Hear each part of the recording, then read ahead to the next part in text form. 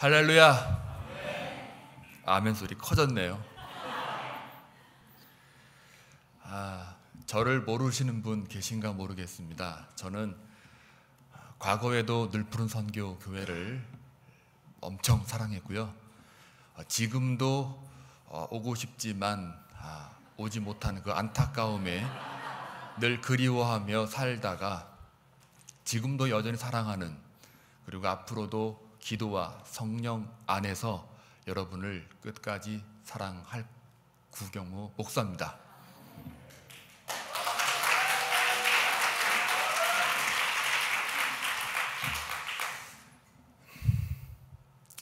아까 찬양팀을 봤는데요. 평균 연령이 상당히 내려갔더라고요. 젊어지셨어요. 그리고 그동안 청년부들을 그동안 맡고 있었었는데 진짜 옛날에는 쟤네가 신앙인인가 할 정도였는데 사람 됐더라고요 또. 그래서 눈물이 날 뻔했어요. 진짜 반가운 분들도 들어올 때 몇 분 만났을 때도 울컥거리는 거를 꾹 참았고요. 또 우리 에녹 어르신들 그대로 또 정정하셔서 얼마나 감사한지 모릅니다. 더 감사한 것은 여러분의 역사를 제가 알지 않습니까?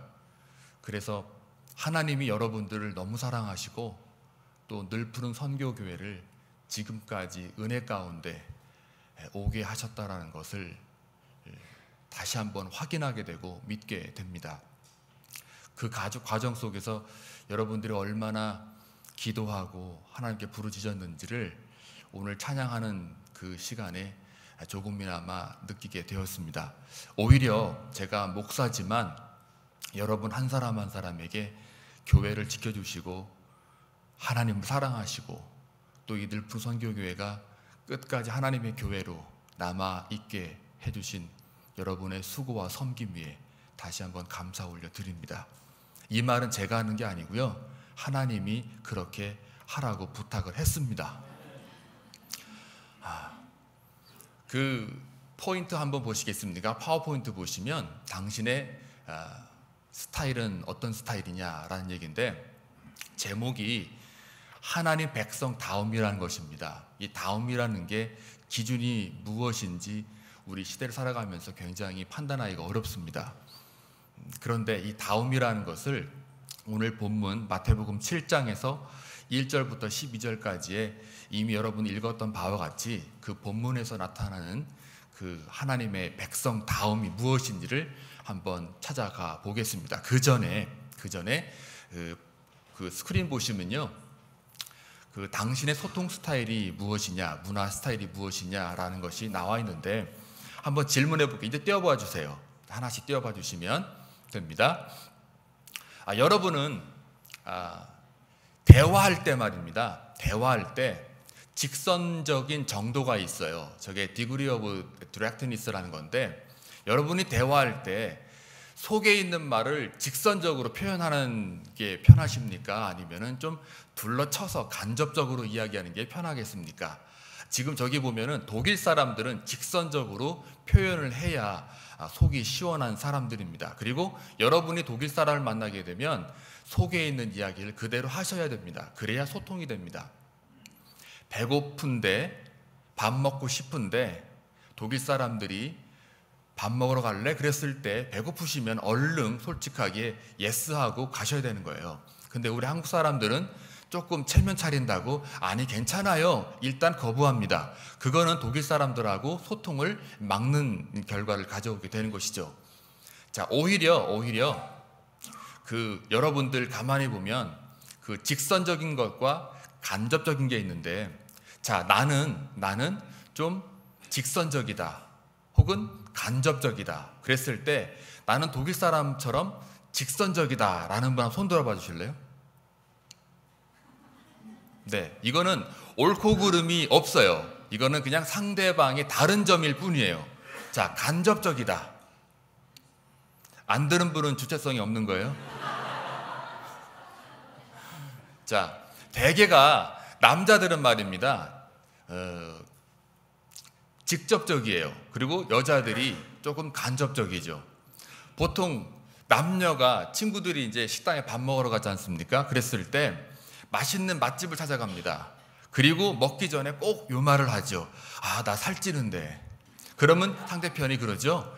아이, 됐어. 그 정도면 딱 좋아, 딱 좋아. 그럽니다. 그러나 속으로는 솔직히 말하면 아, 좀 쪘는데. 이렇게 되는 거예요. 그런데 남자들은 그렇지 않아요.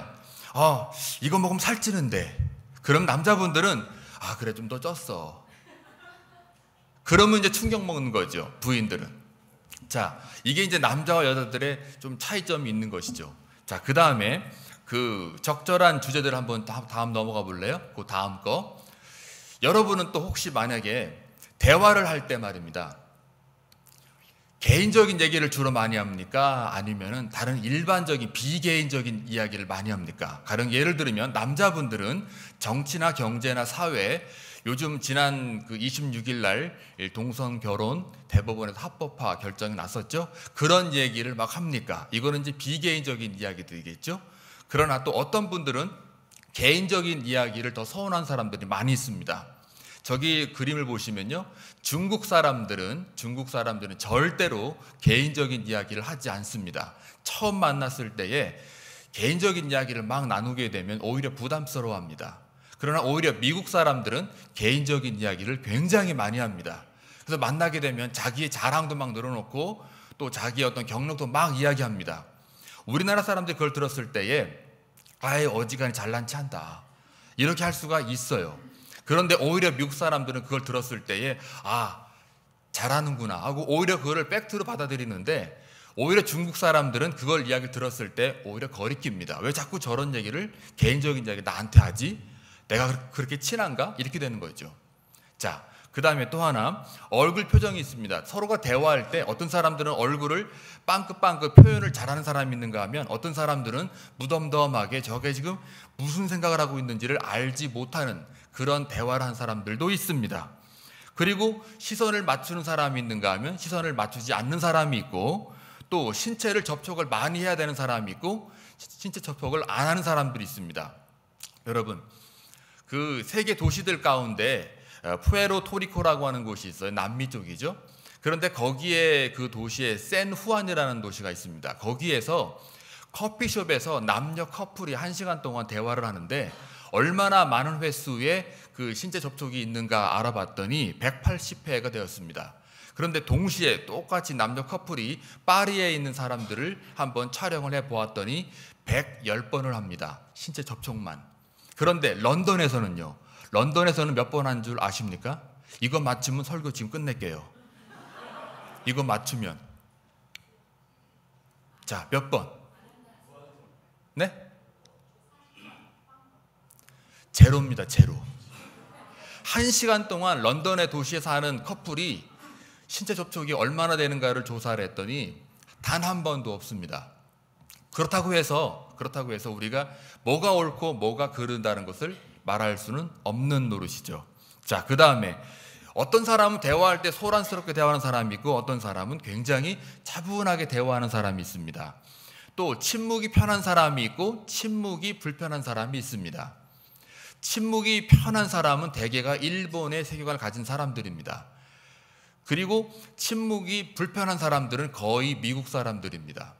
그래서 여러분들이 미국 사람을 만나게 되면 많이 대화를 하는 것이 오히려 자연스럽습니다. 그리고 또 그 미국 인디안들은 더더욱 특히 그 침묵을 지키고 가만히 있는 것이 오히려 더 금이라고 해서 그들에게는 더 가치가 있는 겁니다.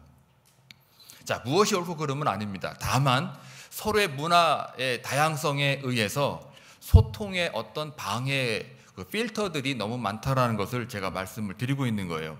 자, 여러분 하나만 더 해보겠습니다. 이게 뭐죠? 이게 무슨 의미죠? 오케이죠. 여러분은 전부 다 미국적인 사고방식을 갖고 있는 사람들입니다. 자, 그러면 프랑스인들에게 이렇게 했다가는요, 제로, 0입니다. 0. 일본 사람이 이렇게 했으면 money입니다. 돈입니다. 자, 그러면 이것도 맞추면 오늘 소개 끝나요. 스페인 사람들이 이렇게 하면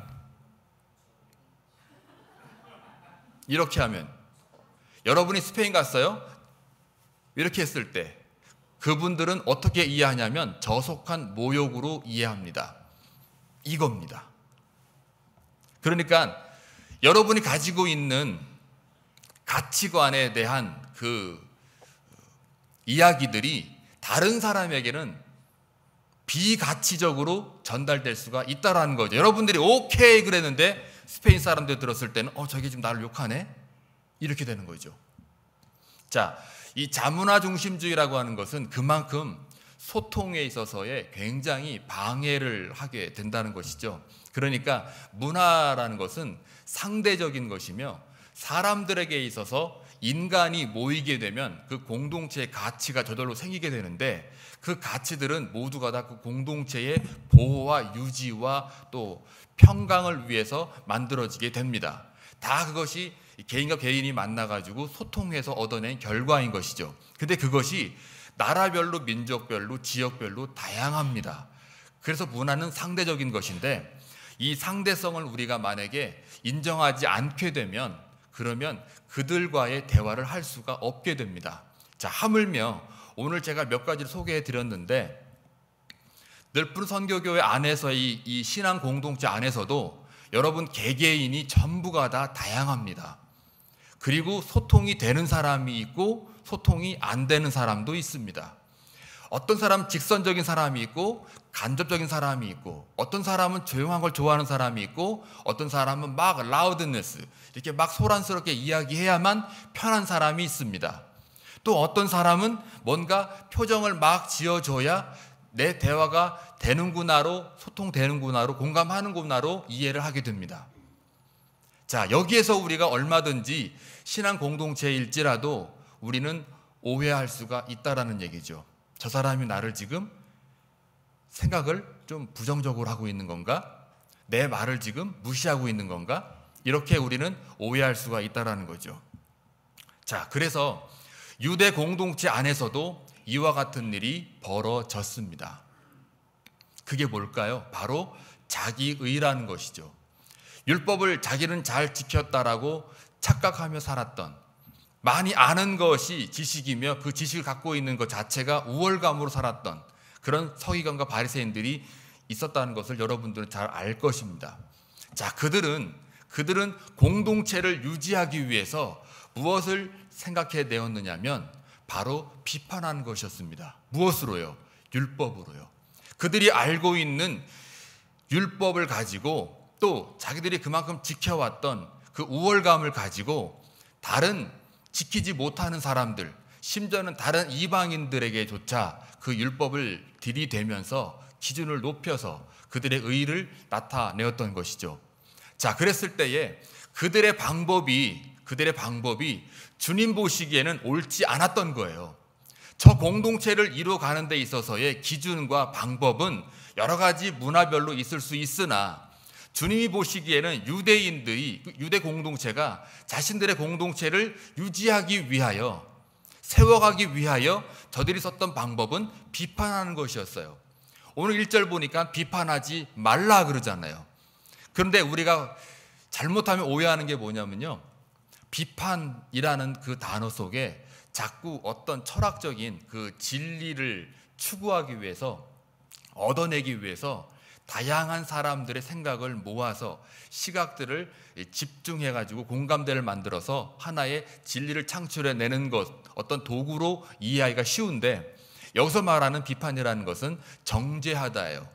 또 최종 판결을 내리다의 뜻입니다. 그러니까 율법이라는 걸 가지고 공동체를 유지하기 위해서 이들이 행했던 것은 무엇이냐면 바로 판단하는, 정죄하는 것이었단 말이에요. 그런데 이 비판하지 말아야 될 이유가 하나 있습니다. 그 왜 그러냐면 바로 그것 가지고는 이 공동체가 이어갈 수 없다라는 것을 주님이 말씀하셨고, 또한 비판이라는 것은 내가 사람이 하는 것이 아니라 바로 하나님이 하시는 거란 말입니다. 비판받지 아니하려거든 비판하지 말라라고 그랬을 때, 아니하려거든이라는 그 속에 있는 뜻은 뭐냐면 비판은 너희가 하는 것이 아니라 바로 하나님이 하시는 것이다 라고 이야기가 내포되어 있는 것입니다. 또한 이 비판이라고 하는 것은 이 정죄라는 말을 말씀드렸습니다. 그런데 그 다음 절에 나오는 것이 무엇이냐면 너희들의 들보는 보지 못하면 남의 티는 너희들이 자꾸 보려고 한다라고 했을 때 이 들보라고 하는 것은 무엇입니까? 나무 토막 같은 거죠. 티라고 하는 것은 거기서 나온 조그만 조각을 말합니다. 자, 그러면 이 들보가 내 눈에 있는데 저 티를 본다는 것, 가려낸다라는 것 자체가 벌써 불가능합니다. 그러므로 우리가 정죄한다라고 하는 이 말 속에는 사실은 우리의 권한이 없다라는 얘기죠. 하나님만이 이것을 할 수 있다라는 얘기인데 우리는 이것을 거스리며 우리가 하고 있다라는 것입니다. 문화적으로도 이렇게 다양한 것이 많은데 소통하기 위해서 뭔가 상대방을 이해하고자 하는 것이 많은데 하물며 그 유대 공동체를 이끌어가기 위해서 저들은 그 율법을 가지고 자기의 의에 집착한 나머지 많은 주석가들은 뭐라고 그러냐면 이것을 갖다가 지나친 종교에 집착했다, 종교적인 죄를 범했다라고 이야기를 합니다. 자, 이것들로 인해서 저들은 화합할 수가 없으며 저들은 사랑할 수 없으며 저들은 늘 상대방에 대하여 판단만 하고 정죄만 하는 것만 있는 겁니다. 그리고 동시에 자기는 우월하고 깨끗하다, 정결하다라고 밖에는 결론이 나지를 않는 거죠. 자, 이 방법을 가지고는 절대로 공동체를 이루어갈 수가 없고 회복할 수도 없고 세워갈 수도 없다라는 결론이 주님께서 말씀하시는 바입니다. 자, 그러면 이 말씀 속에서 어떻게 이 공동체를 세워갈 수 있을까? 바로 그 6절에 보게 되면요, 좋은 것을 개에게 주지 말고 또 진주를 돼지에게 두지 말아라 라고 하는 이 말씀은 여러분 우리 안에 있는 사람의 누군가가 개와 돼지라는 말을 표현하는 게 아닙니다. 이거를 공동체 일치의 입장에서 볼 때에는 그것은 행위의 무익함을 이야기합니다. 당연히 거룩한 것, 여기서 말하는 거룩이라는 것은 엄밀히 말하면 성령 혹은 관사가 없기 때문에 성령의 은사로 표현하는 것이 맞습니다. 자, 그러면 그런 것들을 개들한테 줘봤자 그들은 사용할 수가 없는 거죠. 돼지에게 진주를 줘봤자 의미가 없는 겁니다. 이건 누구나 다 아는 겁니다. 결론은 뭐냐면 행위의 무익함을, 그러니까 헛수고를 하지 말아라는 얘기죠. 그러니까 유대의 공동체 안에서 어떤 율법을 가지고 그것을 사용하여 잣대로 해서 공동체를 회복하기 위하여 그들이 썼던 그 방법은 오히려 사랑을 실천하는 데 있어서의, 공동체를 세워가는 데 있어서의 잘못된 방법이었더라. 그래서 행위의 무익함을 이야기하는 것을 의미하는 겁니다. 그러니까 주님은 너희들의 방법이 이와 같은 것이다 라고 지적을 하고 있는 것이죠. 자, 그러면 공동체 회복을 위해서는 어떻게 해야 되느냐? 바로 뭐라고 합니까? 구하라, 그리고 찾으라, 그리고 문을 두드리라. 기도하라는 얘기죠. 우리의 공동체를 회복하고 세워가는 데 있어서는 우리의 힘으로 각자의 잣대를 가지고 하는 것이 아니라 바로 기도하는 것, 하나님께 구하는 것, 하나님께서 성령으로 좋은 것으로 주셔야만, 그걸 받아야만 이 공동체가 세워져 간다는 이야기입니다. 우리의 기도를 가만히 보면 거의가 다 개인의 어떤 목적을 달성하기 위하여, 내가 바라는 것들이 내 앞에 나타나는 것을 위하여 기도하는 경우가 너무나 많습니다. 한번 여러분들이 생각을 한번 해보시면 과연 내가 기도할 때가 언제였는지, 그리고 내가 기도할 때는 정말 복음 전도와 연결되는 하나님의 나라를 세워가기 위하여 고난을 받아서 그 고난의 그 벗어남을 위하여 기도를 했는지, 아니면 내가 속한 공동체를 통하여 하나님의 교회가 세워지는 것을 너무 열렬히 바라서 기도를 해왔었는지 다시 한번 점검하기를 원합니다. 늘프 선교교회가 제가 안지 저도 10년이 됐습니다. 10년 동안에 무수히 많은 일들이 있었습니다. 그리고 거기에는 하나님의 뜻을 발견하기도 하고 또 하나님을 만나기도 하고 거기에 처절함도 있었고 또 자신이 스스로가 하나님과 가까이 가면서 눈물 바다를 흘렸던 경우도 너무나도 많았습니다. 자, 그럴 때 교회를 세워가는 그 하나님의 진짜 주인은 바로 하나님이셨는데 우리가 거기에 속한 사람으로서 과연 나는 정말 구했는지, 공동체 회복과 질서를 위해서 구했는지, 또 찾았는지. 여기서 구한다라는 것은 의존성입니다. 빈털터리가 돼서 뭔가를 지금 달라고, 동량 한 푼 달라고 하는 때 구하다의 뜻입니다. 그리고 찾으라고 하는 이 말도 여기에는 좀 더 내가 열정을 다해서 노력을 해가지고 뭔가를 애쓰는 거를 의미합니다. 그리고 문을 두드린다라는 말은 그 속에는 어떤 의미가 있느냐면, 뭔가 이제는 좀 더 적용하는, 내 실천을 좀 더 확대시키는 그러한 의미가 있는 거죠. 이런 삼중의 의미가 있는 그런 기도를 우리가 드렸을 때에 우리 늘푸른 공동체는 영원히 주님 오시는 그날까지 존속할 줄로 믿습니다. 지금 지난 26일 날 동성 결혼 합법화가 결정이 되면서 많은 교계의 그 지도자들이 울분을 토하며, 제가 아는 어떤 목사님은 카톡으로 새벽기도 오다가 차에서 엉엉 울었다고 들었습니다. 그것이 하나님 보시기에 어떠한지 궁극적으로 하나님께 물어봐야 되겠지만, 분명한 것은 하나님의 교회가 디클라인 되며 하나님의 교회가 위기에 있다는 것만은 틀림이 없습니다. 하나님의 말씀이 왜곡되는 것만은 틀림이 없다는 말씀입니다. 과연 우리는 이런 시대 속에 살면서 어떻게 신자로서, 하나님의 백성으로서 그 다음을 유지할 수 있을까? 지금 세상은 우리 교회를 향하여 계속 치고 들어옵니다. 윤리적으로, 도덕적으로, 또 이론적으로, 신학적인 여러 가지 어떤 내용을 가지고 치고 들어옵니다. 칼빈이 살았을 때에는 너무나도 많은 이단이 극성거려서 하나님의 그 진리를 수호하고자 기독교 강요를 썼습니다. 그리고 조금 더 지나서 많은 사람들이 이제는 배불러지고, 또 배부러진 사람들이 가난한 사람들을 인정하지 않자 존 웨슬리라는 사람은 이게 아니다. 오히려 기독교가 해야 될 일은 빈민을 구제하며 오히려 섬기고 사람들을 불쌍히 여겨서 실제로 구제하는 것이, 이것이야말로 교회가 하는 역할이다 라고 회복을 주장했던 것이죠. 지금 이 시대에 우리에게 맡겨진 그 사명이 또 하나 있습니다. 공동체와 또 공동체끼리 연합입니다. 그런데 제가 오늘 이 말씀 들고 나온 이유는, 우리 안에서는 절대적으로 비판하는 일이 없어야 됩니다. 외부에서는 계속해서 치고 들어오고요, 교회를 쓰러뜨리려고 사탄이 온갖 모략을 다하고 있는데, 이 안에서 조그만한 분쟁과 조그만한 이견과 조그만한 어떤 충돌이라도 있어서는 안 된다는 겁니다. 그래서 주님은 이 공동체를 세운 목적이 있는 것이죠. 하나님 나라를 세워가기 위해서. 그래서 우리가 해야 될 일은 바로 비판하지 않는 거예요. 정죄하지 않는 거예요.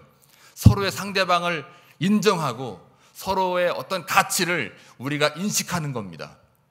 이걸 인식하지 못했을 때는 자기만의 그 의를 가지고 모든 잣대를 대기 때문에 우리는 연합으로 갈 수가 없는 겁니다. 그래서 이제는 선교에 대한 개념도 바뀌고 있습니다. 과거에는 선교가 교회에서 밖으로 나가서 복음을 전했었는데, 이제는 이 안에서 사람들을 좀 더 무장을 시키고 점점 복음의 본질을 잃어버려가는 그 성도들을, 연약한 성도들을 향하여 계속해서 제자와 삼고 복음을 도로 안에서부터 전하자라고 이야기를 합니다. 그래서 누구는 국내 선교, 교회 내 선교, 교회 밖의 선교라고까지 이야기합니다. 그래서 누구나가 다 공동체 안에는 각 개인에 따라서 연약성이 있습니다. 허점도 있고 허물도 있습니다. 모자람도 있습니다. 부족함이 많습니다. 그런 사람들이 모였습니다. 이제는 우리가 자기의 들보가 무엇인지를 발견해야 됩니다. 그 들보가 있는지조차도 모르면 그것을 소위 교만이라고 그러는 겁니다. 그것은 하나님을 멀리하게 할 뿐만 아니라 자기를 망하게 합니다. 사랑하는 성도 여러분, 자기 들보를 일찍이 발견했던 사람들이 있었습니다. 사도 바울도 예수 그리스도의 십자가의 보혈, 그것을 깨닫고 그 사랑을 깨닫고 나는 죄인 중에 괴수로다라고 고백을 합니다. 베드로는 어떻습니까? 물고기를 많이 잡아줬더니 갑자기 주님 앞에서 엎드려 주님 나를 떠나서서 나는 죄인입니다라고 합니다. 물고기 많이 잡아줘갖고 기적을 많이 베풀어 주셔서 겁나가지고 무서워서 나를 떠나라고 한 게 아니라 진정한 그리스도가 내 앞에 있었고 그 거룩성 앞에 내 자신이 훤하게 들여다 보였기 때문입니다. 또 대제사장 여호수아도 여호와 앞에 섰을 때에 깨끗한 옷을 입었지만 그 영광을 보니 이 깨끗한 옷들이 더러운 옷으로 바뀌었다라고 고백을 합니다. 이사야는 어떻습니까? 성전에서 기도할 때에 주의 영광을 바라볼 때 화로다 화로다 그 영광을 보니 내가 망하게 되었도다 라고 고백하지 않습니까? 중요한 것은 우리의 영성을 다시 한번 회복하는 겁니다. 그것이 회복되지 않고서는 교회 역할을 감당할 수가 없는 거예요. 진짜 이 땅을 헤쳐나갈 수 있는 실력은 어떤 소유에 있는 것이 아니라 바로 주님과 같은 존재의 모습입니다. 다시 말씀드리면 주님이 십자가에 돌아가셨을 때에 마지막 한마디가 저는 지금도 생생합니다. 저들이 하는 일을 모르나이다. 저들에게 용서를 선포합니다. 주님은 실력이 있었고 능력이 있었고 하나님 자신이었습니다.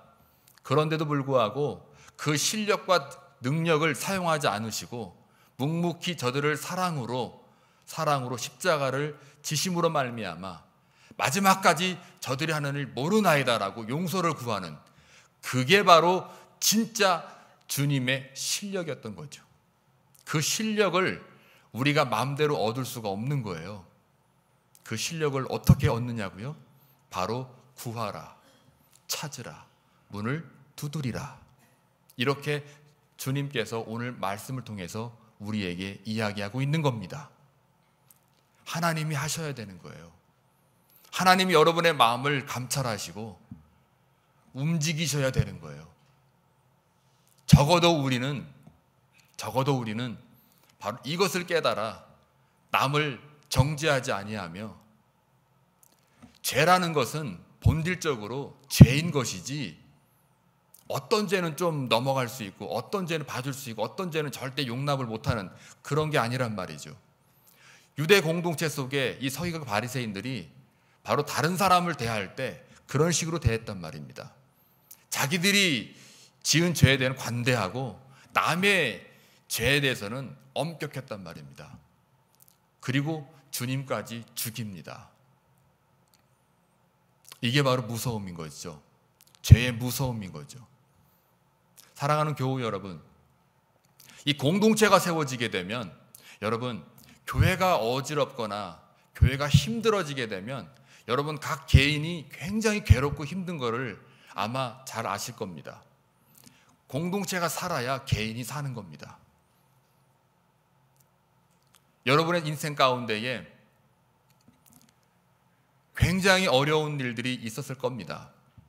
다윗도 예외는 아니었습니다.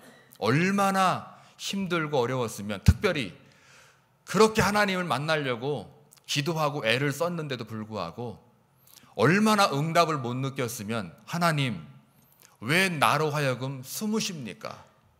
어느 때까지 저들이 악인들이 나를 치도록 내버려 두실 겁니까? 저 너무 괴롭습니다. 사망의 어떤 음침함이 죽음이 내 앞을 막고 있습니다. 심지어는 차라리 내 어깨에 날개가 달려 있어서 광야로 그냥 날아가는 게 낫겠습니다. 여러분 광야라는 것은 그 당시 죽음과도 같은 거죠. 낮에는 해가 있고 밤에는 달이 있으며 전갈이고 독사가 있는 곳입니다. 거기 가봤자 죽는 거예요. 차라리 여기에 있을 바에는 날개 달아서 비둘기의 날개를 달아서 저쪽으로 광야로 날아가는 게 낫겠다라고 고백하는 겁니다. 심지어는 아이도벨이라고 하는 자기 성에서 자랐던 친구가 배반을 하게 되죠. 이는 내 친우로다. 그러면서 저 친구가 나를 계속해서 배반했다는 것을 고백합니다. 이때 이 다윗이 얼마나 힘들었는지 하나님 앞에 하소연하며 원망을 하게 되죠. 그때 중간쯤 오다 보면 밤과 저녁과 낮에 3번 다윗이 기도로 풀어가는 것을 보게 됩니다. 그리고 앞에서 볼 때는 이것이 고난의 덩어리 같지만, 그러나 마치 십자수를 놓을 때 앞에서 보면은 멋있지 않습니까? 뒤에 돌려보면은 십자수가 길이 막 이게 실이 엉켜 있고 또 이게 무슨 모양인지를 잘 모릅니다. 그런데 내 삶이 마치 그렇게 보이지만, 그러나 하나님의 눈으로 하나님의 계획 속에서 볼 때는 그것이 엉켜 있는 것 같으나, 무슨 모양인지 모르는 것 같으나, 바로 원래대로 돌이켜보면, 하나님의 눈으로 보면 멋진 십자수의 그림이 완성돼 가고 있는 것을 우리가 보는 거죠. 하나님은 그런 거예요. 이것을 깨달았던 다윗이 바로 모든 짐을 다 여호와께 맡겨버려라, 의인의 요동함을 영원히 허락지 아니하시는 그 하나님을 찬양합니다. 자, 이런 하나님의 그런 간구와 또 만남과 체험이 있을 때 하나님 백성다움이 있는 것입니다. 늘푸른 선교교회 이 공동체가 앞으로 주님 모시는 그날까지 이 모습을 그대로 유지하기를 바랍니다. 그래서 이 안에서만큼은 비판하지 말고 오히려 사랑으로 또 그 허물을 다 덮을 수 있는 그러한 넉넉한 그런 믿음의 수저가 되시길 주님의 이름으로 축원합니다. 네, 기도합니다. 좋으신 아버지 하나님, 감사합니다. 하나님의 은혜로 여기까지 왔음을 고백합니다. 이 공동체를 주셨사오니 끝까지 믿음으로 승리하게 하시고 교회를 통하여 하나님의 나라가 세워지는 것을 보기를 원합니다. 한 사람 한 사람의 간구하는 소리에 귀를 기울이셔서 하나님을 진정으로 만나게 하시고, 주님의 수준, 저들이 하는 일을 모르나이다라고 다른 사람을 용서하며 사랑으로 모든 허물을 덮을 수 있는 그 넉넉한 믿음에 근거한 사랑을 다시 한번 모든 교우들에게 허락하여 주옵소서.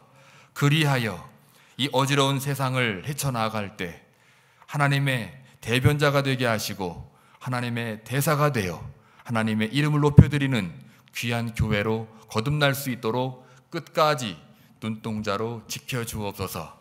감사하신 예수님의 이름으로 간절히 기도하옵나이다. 아멘.